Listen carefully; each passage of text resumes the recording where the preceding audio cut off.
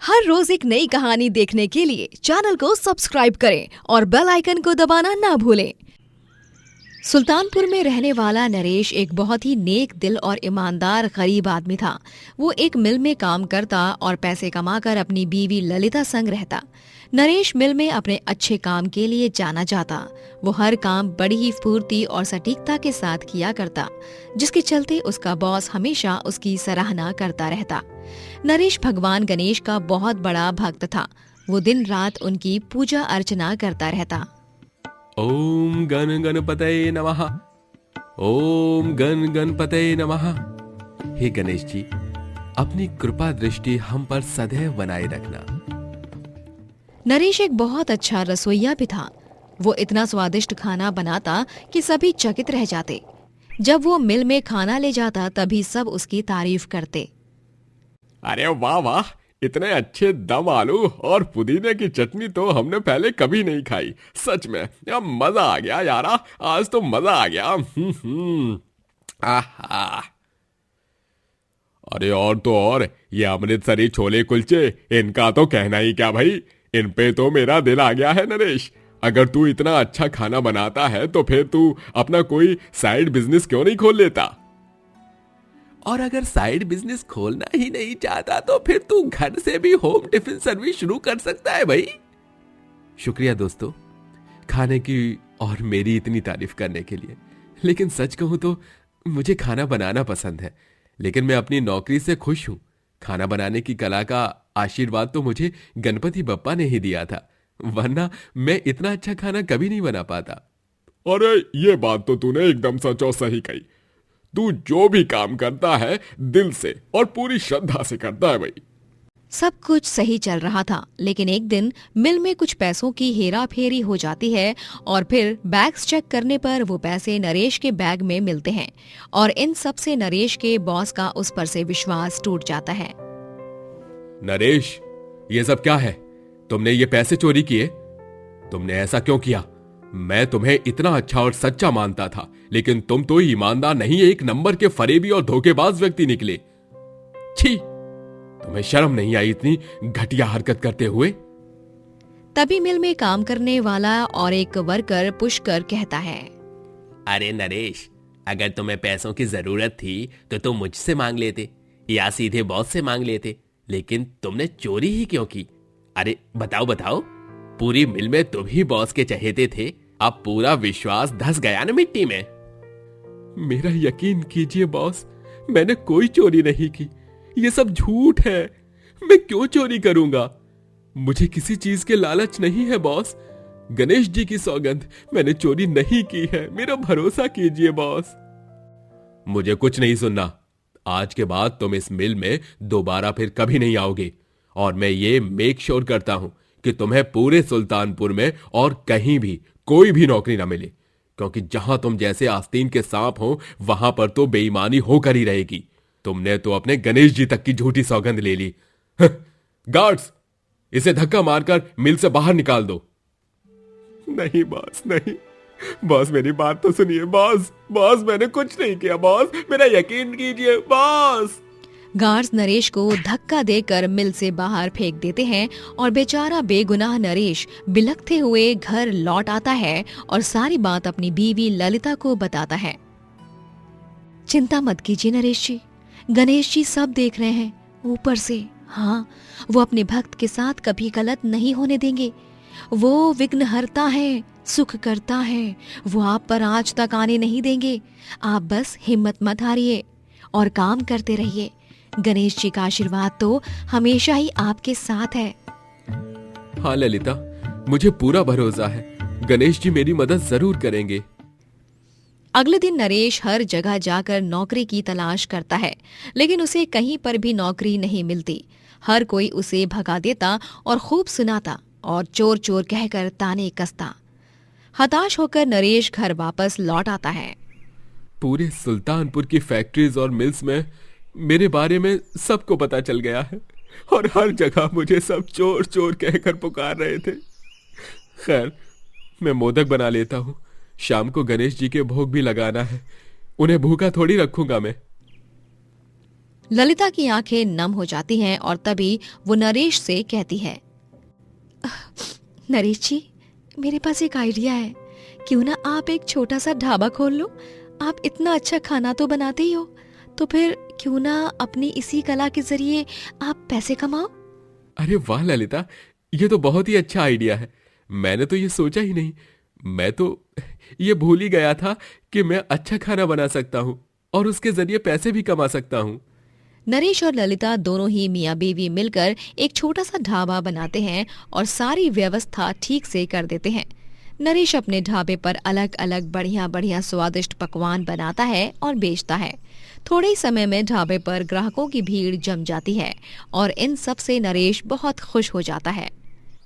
अरे अरे भाई वाह, ऐसा लिट्टी चोखा तो हम पहली बार खा रहे हैं भाई। सच में गजब का खाना बनावत हो तुम नरेश बिटवा। बहुत ही तरक्की करो और खूब आगे बढ़ो भाई आपन जीवन में है। हमार आशीर्वाद तो हर साथ है भाई। भाई वाह, मजा आ गया। धन्यवाद काका।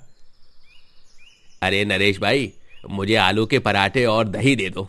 खुशबू बहुत ही कमाल की आ रही है भाई। ये मटका रबड़ी तो मतलब लाजवाब ही थी। अब आलू के पराठे भी मस्ती होंगे, इसमें कोई शक नहीं है मुझे। धन्यवाद धन्यवाद। धीरे धीरे नरेश अपने ढाबे के जरिए ढेर सारे पैसे कमाने लगता है और वो गणेश जी का नाम लेकर हर एक पकवान बनाता और ढाबे में भी उसने गणेश जी का छोटा सा मंदिर बनाया होता है। एक दिन दोपहर के समय जब ढाबे पर कोई नहीं होता, तभी वहाँ पर पुष्कर आता है और वो नरेश के ढाबे में तोड़ फोड़ करने लगता है। बहुत उछल रहे हैं ना ये सातवें आसमान पर। पहले बॉस की चमचागिरी करके उनका पसंदीदा बन गया और अब यहाँ पर भी तरक्की कर रहे हैं ये। मैं अपनी जलन को और बर्दाश्त नहीं कर सकता। इस नरेश का सब कुछ बर्बाद करके ही मेरी जलन को शांति मिलेगी। पुष्कर, तेरी हिम्मत कैसे हुई मेरे ढाबे को तोड़ने की? रुक जा, तू तो गया अब। नरेश फौरन अपने फोन का कैमरा ऑन कर देता है और वीडियो रिकॉर्ड करने लगता है।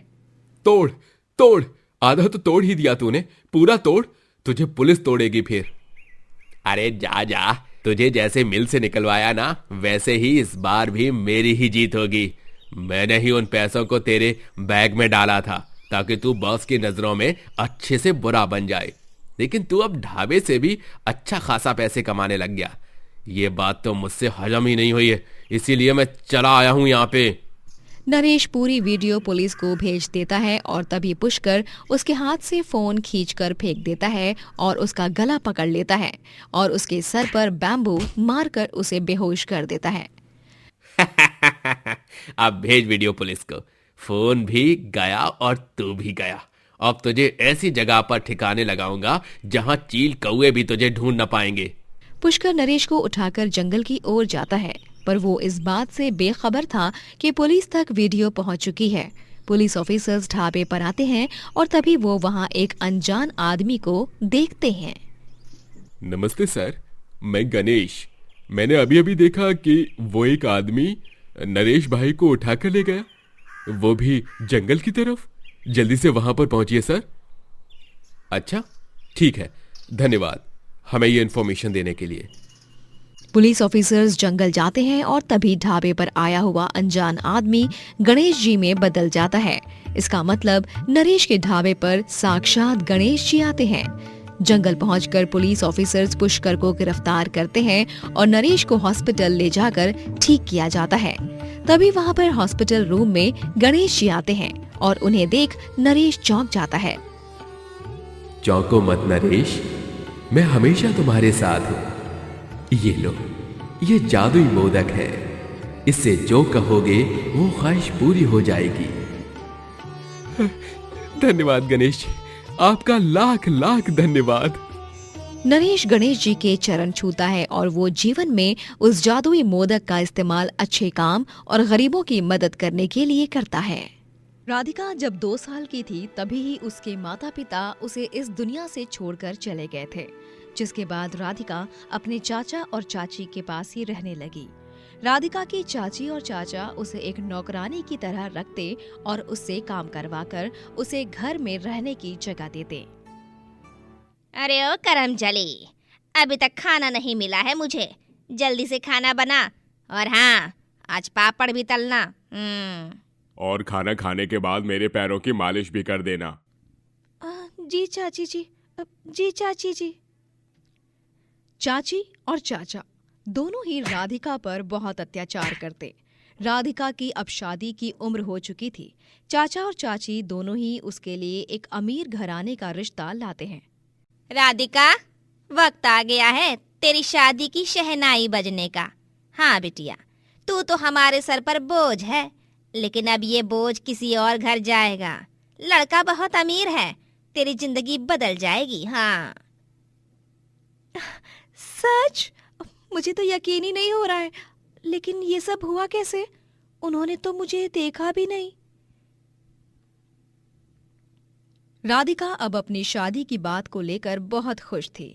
वो रसोई में गुनगुनाते हुए खाना पका रही होती है। तभी उसके मन में एक ख्याल आता है। लेकिन चाची जी और चाचा जी दोनों ही मुझसे इतनी नफरत करते हैं, मेरे साथ नौकरानी की तरह पेश आते हैं। फिर अचानक से यूं मुझे एक अमीर घराने की बहू बनाने का फैसला। मुझे कुछ समझ नहीं आ रहा। कहीं कोई नहीं, मैं कुछ ज्यादा ही सोच रही हूँ। राधिका की शादी अनुज से हो जाती है और वो अब एक बड़े घराने की बहू बन जाती है। लेकिन शादी के दूसरे दिन ही अनुज उसे घर से बाहर निकाल देता है। निकल जाओ मेरे घर से, अभी के अभी। लेकिन अनुज जी, आप ऐसा क्यों कर रहे हो? आप मुझे अपने घर से क्यों निकाल रहे हो? मैं आपकी धर्म पत्नी हूँ। मुझे मत निकालिए। मैं आपसे विनती करती हूँ। आप तो मुझसे प्यार करते हो ना अनुज जी? तो फिर। तभी राधिका की सास कादम्बरी गुस्से से बोलती है। अरे ओ कलमुही, एक बार हम कह रहे हैं, हाँ, तोहरा के समझ में नहीं आवत है का? हमार लल्ला तोहरा से कौनो प्यार व्यार नहीं करत है। चल दफा हुई जा यहाँ से। हाँ।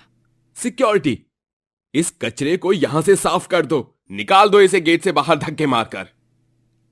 नहीं तो का, डायन कहेंगी। हाँ। राधिका बिलख बिलख कर रोने लगती है और अनुज और कादम्बरी से विनती करती है, लेकिन वो दोनों उसकी एक नहीं सुनते और उसे घर से बाहर निकाल देते हैं। बेचारी राधिका जब फिर से लौटकर अपने चाचा और चाची के पास आती है, तभी देखिए ना चाचा जी, चाची जी, अनुज जी और माँ जी ने मुझे घर से बाहर निकाल दिया। अभी तक तो हमारी शादी को पूरे 24 घंटे भी नहीं हुए हैं।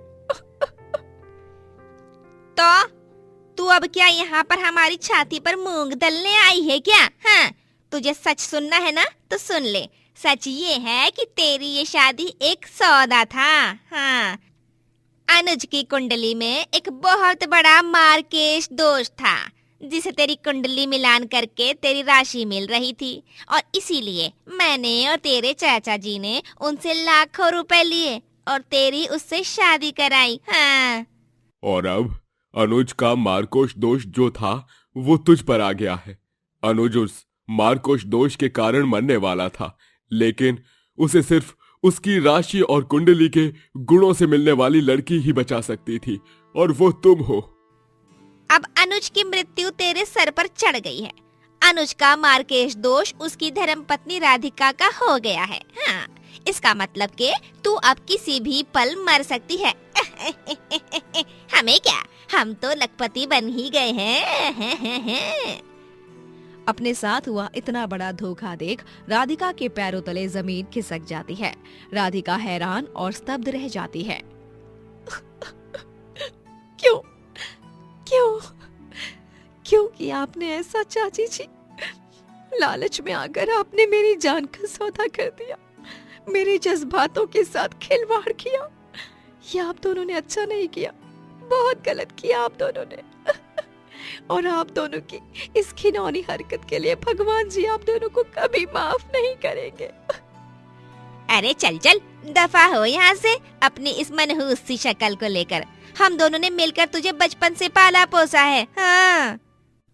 तो कोई एहसान नहीं किया मुझ पर? जितना आप दोनों ने मुझे खिलाया पिलाया भी नहीं होगा, उतना तो मैंने आप दोनों का काम किया है।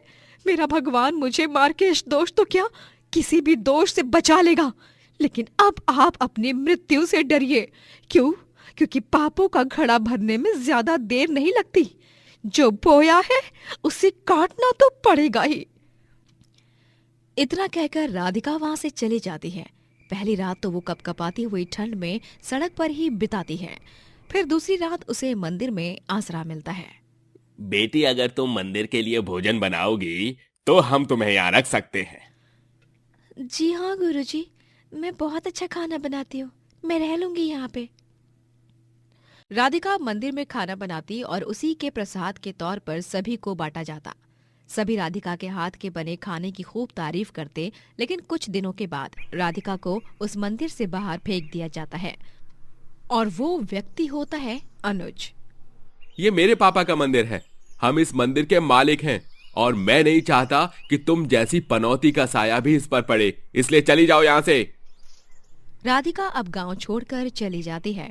वो अब कचरे बीनने लगती है और कबाड़ी वाले को वो कचरा बेचकर अपना जीवन यापन करती।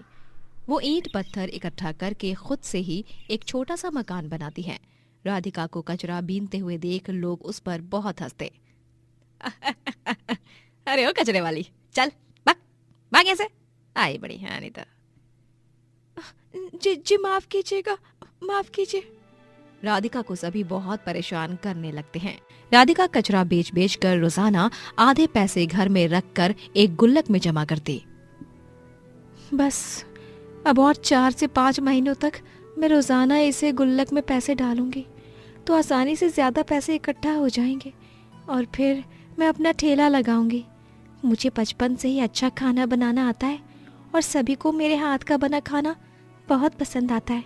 अब मेरे जीवन के कठिन हालातों के कारण मैं पढ़ लिख तो नहीं पाई, लेकिन एक खाना बनाना ही मेरी वो कला है जिसके बलबूते मैं पैसे कमा सकती हूँ। माता रानी मेरा साथ दीजिएगा। राधिका अपने घर में माता रानी की एक छोटी सी मूर्ति को रखकर उसकी हर सुबह शाम पूजा आराधना करती रहती। यूं ही 5 महीने बीत जाते हैं और राधिका ढेर सारे पैसे इकट्ठा कर लेती है। चलो अब मेरे पास बहुत सारे पैसे इकट्ठा हो चुके हैं, अब मैं शहर जाकर अपना ठेला लगा सकती हूँ। कल सुबह की मेरी बस है, मुझे सुबह 5 बजे ही उठना होगा, इसीलिए अभी जल्दी सो जाती हूँ। राधिका सारे पैसों को अपने छोटे से संदूक में रख देती है और बत्ती बुझाकर सो जाती है। तभी आधी रात में एक चोर आकर उसके घर के पीछे के दरवाजे से अंदर घुसता है और उसके संदूक को चुरा कर ले जा रहा होता है कि तभी अचानक से राधिका उठ जाती है और चिल्ला पड़ती है, रुक जाओ, मेरे पैसे! राधिका उस चोर के पास जाकर उससे अपना संदूक छीनने की कोशिश करती है, लेकिन वो चोर उसे चाकू दिखाता है। दूर रह, वरना तेरा गला काट दूंगा। ये सारे पैसे मुझे चुपचाप ले जाने दे, वरना मुझसे बुरा कोई नहीं होगा। मेरे पैसे मत चुराओ, मैं तुमसे हाथ जोड़कर विनती करती हूँ। मैंने कचरा बीन बीन कर इन पैसों को जोड़ रही थी, मुझे छोड़ दो। तभी अचानक से वहां पर पुलिस आ जाती है और उस चोर को गिरफ्तार करके ले जाती है। राधिका को पता चलता है कि उसके पड़ोसी राजू चाचा ने पुलिस को फोन मिलाकर फौरन बुलाया। राधिका राजू चाचा को धन्यवाद कहती है और अगली सुबह बस में बैठकर शहर आ जाती है, जहां पर वो अपना छोटा सा ठेला लगाकर खाना बनाकर बेचने लगती है। थोड़े ही समय में बहुत सारे ग्राहक आने लगते हैं। अरे वाह वाह, क्या बढ़िया खाना पकाया है। शहर के किसी भी रेस्टोरेंट में इतना स्वादिष्ट खाना नहीं खाया मैंने आज तक, जितना स्वादिष्ट ये ठेले वाला खाना है भाई। हाँ, वाकई में मुझे और एक प्लेट कढ़ाई पनीर और जीरा राइस पार्सल देना। जी आपका बहुत बहुत धन्यवाद। राधिका अपने छोटे से ठेले से ही बहुत सारे पैसे कमाने लगती है और इसी तरह आगे चलकर वो शहर में अपना एक बड़ा सा रेस्टोरेंट चेन ओपन करती है और ढेर सारी सफलता प्राप्त करती है। दोस्तों, अगर आपको ये कहानी पसंद आई तो लाइक करें, शेयर करें और कमेंट करके बताएं कि कहानी में आपको सबसे अच्छा क्या लगा।